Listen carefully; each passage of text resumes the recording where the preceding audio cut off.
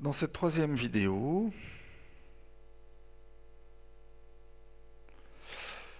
nous allons créer dans le fichier pièces, à partir de l'esquisse représentant la plaque, nous allons créer un référentiel, un repère d'exportation, un système qu'on appelle système de coordonnées, qui vont nous permettre d'avoir le 0, enfin en tout cas le point origine, ainsi que l'orientation des axes, dans le but derrière d'exporter le porte-clés au format X-T pour faciliter, eh bien, lorsqu'on va passer sous Top Solid, pour faciliter l'importation, surtout ici, de la pièce dans le fichier, dans le document fil, c'est-à-dire dans le fichier d'usinage. Donc on va préparer l'importation du fichier. Donc je vais rouvrir, donc là je suis dans la mise en plan, je l'avais fermé, j'ai mon arrobas qui est ici, clic de droite, ouvrir. Donc revoilà ma pièce, avec ici mon esquisse. Et je vais donc créer en ce point, qui est mon point origine, je vais créer un référentiel. Donc moi il devrait apparaître normalement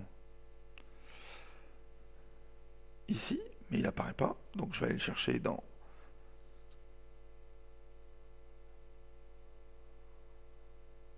géométrie de référence. Vous, normalement, vous avez quelque chose qui s'appelle ici géométrie de référence. Moi, je ne l'ai pas. Donc, insertion, géométrie de référence, et je vais aller chercher un système de coordonnées.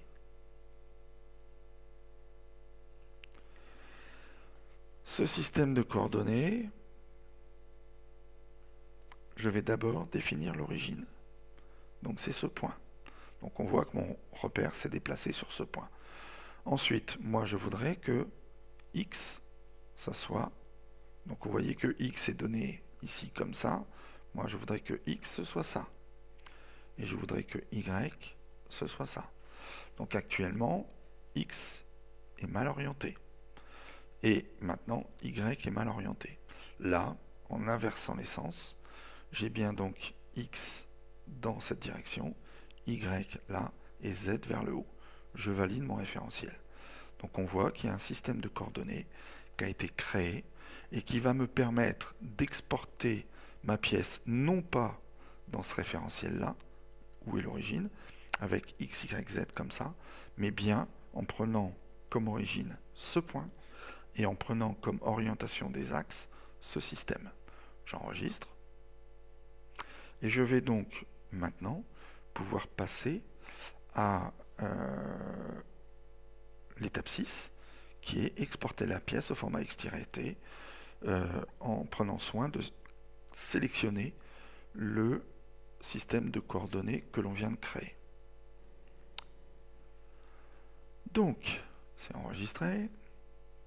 Maintenant, je vais dire fichier, enregistrer sous,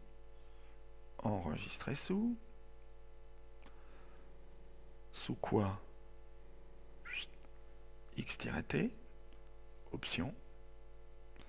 Et là, ici, je vais venir sélectionner le système de coordonnées 1 que je viens de créer. OK.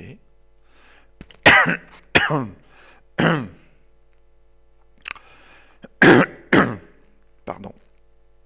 Et dans mon dossier de travail, je vais créer un nouveau dossier que je vais appeler FAO. Donc, dans FAO, je vais enregistrer mon arrobas. Et si je regarde maintenant dans mon dossier, FAO, j'ai bien un arrobas.x-t qui a été créé.